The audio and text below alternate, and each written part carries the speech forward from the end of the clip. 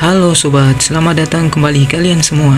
Seperti biasa, kali ini saya akan melanjutkan alur cerita dari chapter sebelumnya. Sebelum mulai, jangan lupa di like dan subscribe-nya ya.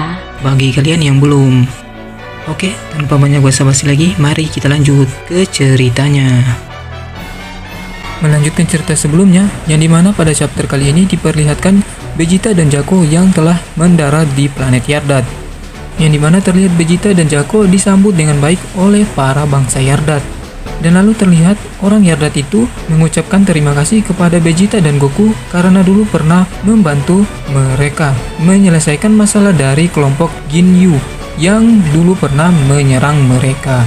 Dan lalu Vegeta pun mengatakan tujuannya ke sini untuk mengetahui siapa yang mengajari Goku tentang teleportasi. Karena mendengar perkataan Vegeta itu, mereka pun membawa Vegeta untuk menemui orang yang telah mengajarkan Goku teknik teleportasi.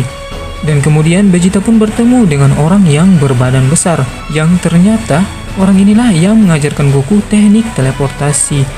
Dan orang ini bernama Elder. Setelah Elder tahu kalau tujuan Vegeta datang ke tempatnya untuk mencari suatu teknik yang dapat mengalahkan Moro, akan tetapi Elder malah berkata, kalau kami tidak diberkati dengan banyak teknik, kami hanya memaksimalkan studi kami pada satu hal saja. Dari situlah kemampuan kami terlahir. Dan lalu Vegeta bertanya, apa itu? Yang kemudian dijawab oleh Elder, itu adalah pengendalian spirit. Vegeta yang tidak mengetahui apa itu spirit, lalu diberitahu oleh salah seorang yang ada di belakangnya, bahwa yang kami sebut spirit itu, Goku menyebutnya dengan sebutan Chi. Kau pasti tahu itu kan? Yang lalu Vegeta pun mengiyakan hal itu. Yang kemudian Elder pun menunjukkan bagaimana mereka menggunakan Chi. Di antaranya teleportasi, membuat kopian diri, bahkan pembesaran badan. Dan lalu Elder berkata, hal ini didapatkan dengan mengubah, membagi, dan menumbuhkan spirit seseorang. Semua orang yang ada di Yardat bisa melakukannya. Dan lalu ia pun menambahkan lagi, belajarlah bagaimana spirit berfungsi, dan jalan akan terbuka untukmu juga. Lalu Vegeta berkata, kalau begitu ajari aku pengendalian Chi. Dan lalu Shin pun berganti ke Goku, yang dimana Goku dan Merus akan mencari planet untuk dijadikan tempat latihan mereka. Yang dikarenakan sebelumnya ruangan latihan yang ada di markas patroli galaksi telah hancur, yang ada di video sebelumnya itu loh. Dan lalu terlihat diskusi antara para agen patroli galaksi dengan Raja Galaksi, yang dimana mereka membahas kalau mereka kekurangan personil karena Merus, Goku, dan Vegeta yang tidak lagi berada di markas. Karena hal itu mereka pun harus merekrut anggota baru lagi. Dan lalu kemudian terlihat Piccolo yang mencoba merasakan keberadaan orang-orang yang ada di planet Namek. Akan tetapi ia tidak dapat merasakannya. Lalu Dende berkata, kalau telepati kita punya batasan. Memang begitu bukan? Lalu Piccolo berkata, sepertinya memang begitu. Atau mungkin Namekian yang bisa melakukan telepati sudah mati semua. Dan lalu penjahat makar ini bersaudara yang terlihat sudah sampai di bumi. Akan tetapi Piccolo dapat mengetahui hal itu. Lalu ia pun pergi menuju ke penjahat makar ini bersaudara itu. Piccolo yang telah sampai dan diketahui oleh para penjahat itu, mereka pun melancarkan serangan kepada Piccolo. Akan tetapi serangan itu hanya sia-sia karena Piccolo sudah pasti dapat menghindarinya dengan mudahnya. Lalu terlihat Piccolo yang tiba-tiba sudah berada di atas pesawat mereka. Lalu Piccolo berkata, menembak tanpa bertanya, sungguh tamu paling kurang ajar yang pernah kutemui.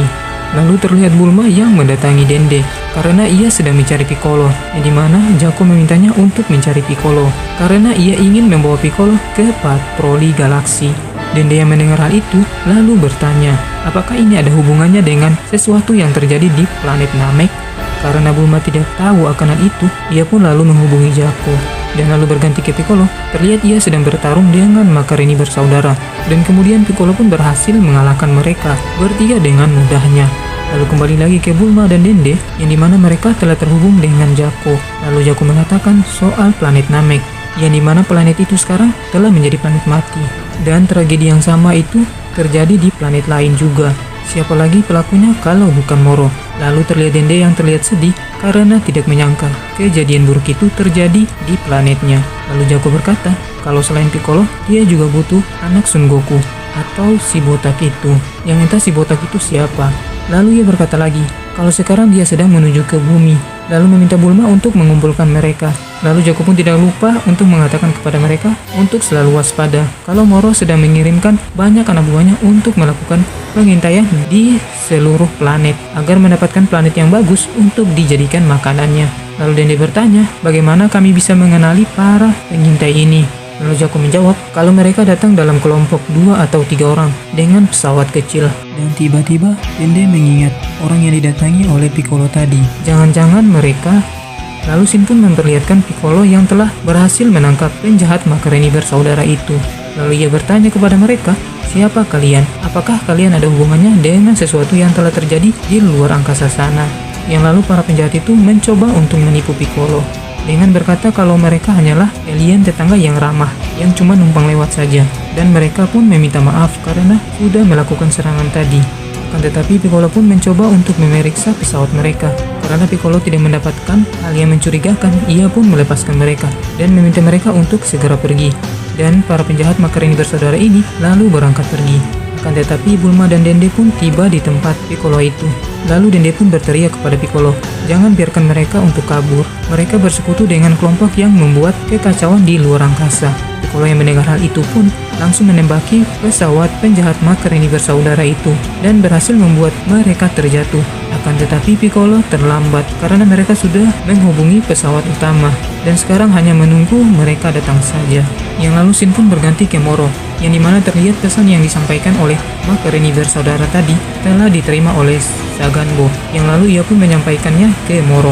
Moro yang mendengar kalau Macaroni bersaudara berhasil dikalahkan lalu mengatakan untuk mengirimkan kelompok pengintai untuk memastikan apakah planet itu berkualitas. Kalau benar, aku akan menelannya sendiri, ujar Moro.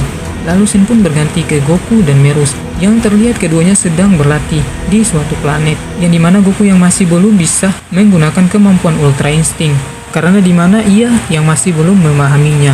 Lalu Merus mengatakan kalau teknik Ultra Instinct itu kebalikan dari transformasi Super Saiyan, yang dimana tercipta dari kemarahan. Lalu Goku bertanya kepada Merus, berarti kau selama ini sudah tahu tentang itu ya? Yang lalu Merus pun meminta maaf karena telah menyembunyikan hal itu dari Goku. Akan tetapi Goku tidak mempermasalahkan soal itu, karena ia yakin kalau Merus pasti punya alasan untuk tidak membicarakannya. Dan lalu mereka pun melanjutkan latihan mereka. Akan tetapi kali ini mereka tidak latihan di luar, tetapi mereka berlatih di dalam bangunan yang berbentuk piramida. Yang lalu Merus pun menjelaskan tempat ini, kalau sehari di luar berarti 3 hari di dalam sini. Akan tetapi Goku juga sudah mengetahui tempat ini. Lalu Merus berkata, karena tempat ini tersegel dari luar, jadi aku bisa melepaskan kekuatan penuhku tanpa diketahui seseorang pun.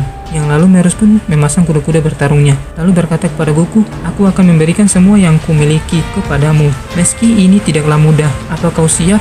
Goku yang mendengar perkataan Merus itu langsung memasang kuda-kuda bertarungnya. Dan lalu berkata, aku sudah siap. Dan chapter kali ini pun bersambung. Dan apabila ada kesalahan dalam penyampaian cerita kali ini, saya mohon maaf. Dan saya pamit, bye-bye.